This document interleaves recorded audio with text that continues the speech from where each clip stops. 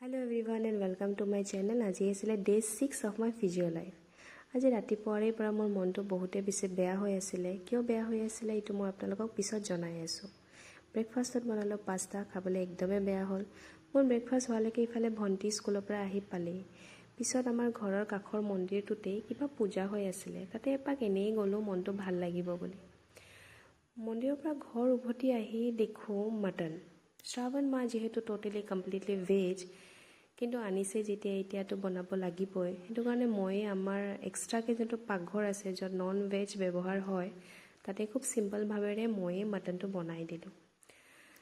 মই ডিউটিৰ পৰা যেহেতু দুদিন অফ লৈছিলোঁ কিবা এটা ইম্পৰ্টেণ্ট কাম থকা বুলি, কিন্তু কামটো নহ'ল। সেইটো কাৰণে মোৰ মনটো আজি বহুতে বেয়া হৈ আছিলে, কিন্তু যি হ'ব লগা থাকেতো হয়।